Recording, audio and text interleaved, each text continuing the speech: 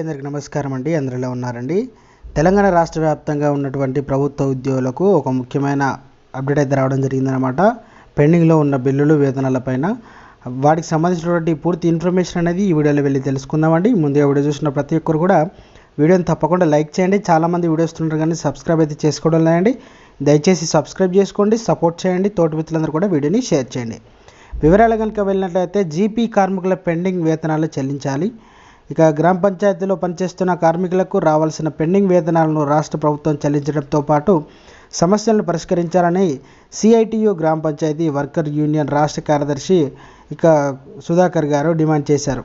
అయితే సిఐటియు గ్రామ panchayat workers union జిల్లా కమిటీ ఆధ్వర్యంలో గ్రామ పంచాయతీలో పనిచేస్తున్న కార్మికులందరితో గురువారం ధర్నా చేశారు. ఈ సందర్భంగా వారు మాట్లాడుతూ రాష్ట్ర ప్రభుత్వం కార్మికుల వేతనాలు మాత్రం గత జూలై నుంచి పెండింగ్లో ఉన్నాయని చెప్పడం జరిగిందనమాట. అయితే 15 రోజుల క్రితం రాష్ట్ర ప్రభుత్వం కార్మికులకు పెండింగ్ వేతనాల కోసం నిధులు విడుదల చేసిందని, కేవలం డిసెంబర్ నెల వేతనాలు మాత్రమే కార్మికులకు అందించినారన్నమాట.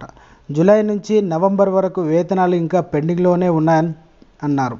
అయితే పంచాయతీ కార్యదర్శులు అడిగితే తాము చెక్కులు ఎస్టీఓలకు చేశామని చెబుతున్నారు అన్నమాట. అయితే ఎస్టీఓలను అధికారులను అడిగితే తాము చెక్కులు క్లియర్ చేశాం, టోకెన్ నెంబర్లు కూడా ఇచ్చామని చెప్పడం జరిగిందనమాట. తమ దగ్గర పెండింగ్లో ఏమీ లేవని అధికారులు చెబుతున్నారు. అయితే మండల పరిషత్ అధికారులను అడిగితే నిధులు లేవని అంటున్నారని చెప్పడం జరిగిందనమాట. ఇలా జిల్లా ఇన్ఛార్జ్ పంచాయతీ కార్యదర్శి అడిగితే జిల్లా ఒక వేతనాలు పెండింగ్లో లేవని అంటున్నారు తెలిపారు. కార్మికులకు మాత్రం గత జూలై నుంచి నవంబర్ వరకు పెండింగ్లో ఉన్నాయని, రాష్ట్ర ప్రభుత్వం రాష్ట్ర వ్యాప్తంగా ఏ జిల్లాలో కూడా నిధులు పెండింగ్ లేవని, ఒక్క రాజన్న సిరిసిల్ల జిల్లాలో పెండింగ్లో ఉన్నాయని అధికారులు తెలుపుతున్నారన్నమాట.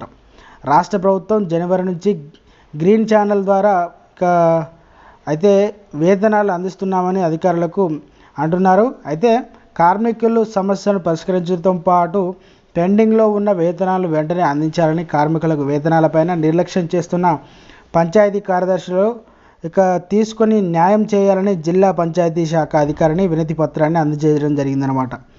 అయితే దీనిలో చాలామంది అయితే పాల్గొనడం జరిగిందనమాట. త్వరలోనే ఏవైతే పెండింగ్ వేతనాలు ఉన్నాయో అవన్నీ కూడా సీఎం దృష్టికి తీసుకెళ్ళి త్వరలోనే మీ పెండింగ్ వేతనాలన్నీ కూడా క్లియర్ చేస్తామని చెప్పడం జరిగిందనమాట. సో ఫ్రెండ్స్, ఇది ఈరోజు మంచి అప్డేట్ అండి.